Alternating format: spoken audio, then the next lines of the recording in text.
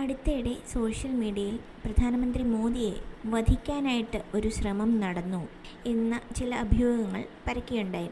അത് ബംഗ്ലാദേശിൽ നിന്ന് CIA അതുപോലെ ബംഗ്ലാദേശ് ഇൻ്റലിജൻസും കൂടെ ഒത്തുകൊണ്ട് ചെയ്തതാണെന്ന് പറയുന്നു. അതുപോലെ പാകിസ്ഥാൻ്റെ ISIക്ക് ഇതിൽ കൈയുണ്ടെന്ന് പറയുന്നു. അപ്പോൾ എന്താണിത് എന്ന് നമുക്കൊന്ന് നോക്കാം. 2025 ഓഗസ്റ്റ് 31 റഷ്യൻ പ്രസിഡന്റ് വ്ളാഡിമിർ പുടിനൊപ്പം കാർ യാത്ര നടത്തിയ പ്രധാനമന്ത്രി മോദിയുടെ ദൃശ്യങ്ങൾ ആഗോളതലത്തിൽ പുറത്തു വന്ന അതേ ദിവസമാണ് ധാക്കയിലെ വെസ്റ്റിൻ ഹോട്ടലിൽ ഏകദേശം 50 വയസ്സുള്ള ഒരു അമേരിക്കൻ പൗരൻ ടെറൻസ് ജാക്സൺ എന്ന വ്യക്തിയെ മരിച്ച നിലയിൽ കണ്ടെത്തിയത്. ഇയാൾക്ക് അമേരിക്കൻ സ്പെഷ്യൽ ഫോഴ്സുമായിട്ട് ബന്ധമുണ്ടെന്ന് പിന്നീട് റിപ്പോർട്ടുകൾ വന്നിരുന്നു. ഇത് കൂടുതൽ സംശയങ്ങൾക്ക് ഇടയാക്കി. ഇതുകൂടാതെ 2 ദിവസം കഴിഞ്ഞപ്പോൾ ഒരു ISI ഏജന്റ്, പാകിസ്ഥാൻ്റെ ഒരു ചാരൻ, ഇതേപോലെ ബംഗ്ലാദേശിൽ ഒരു ഹോട്ടലിൽ കൊല്ലപ്പെട്ട നിലയിൽ കണ്ടെത്തി. ബംഗ്ലാദേശ് പോലീസ് ഇതെല്ലാം സ്വാഭാവിക മരണമാണെന്ന് പറഞ്ഞ് മാറ്റാൻ ശ്രമിച്ചു.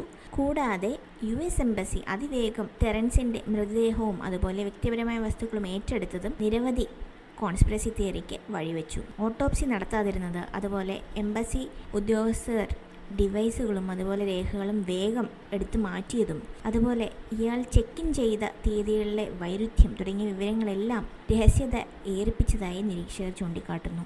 ഇതിനിടയിൽ പ്രധാനമന്ത്രി മോദി സമ്മിറ്റിന് ശേഷം ചില പ്രസ്താവനകൾ നടത്തി. ഇത് ആളുകൾ കൂട്ടി വായിച്ച് കൂടുതൽ ഈ ഒരു കോൺസ്പിറസി തിയറിയെ ആളിക്കത്തിച്ചു. ഗൂഢാലോചന ശരിയാണ് പറയുന്നത് എംബസിയുടെ രഹസ്യ നടപടികളും അതുപോലെ മോദിയുടെ പ്രസ്താവനയും കൂട്ടി വായിക്കേണ്ടതാണ് എന്നാണ്.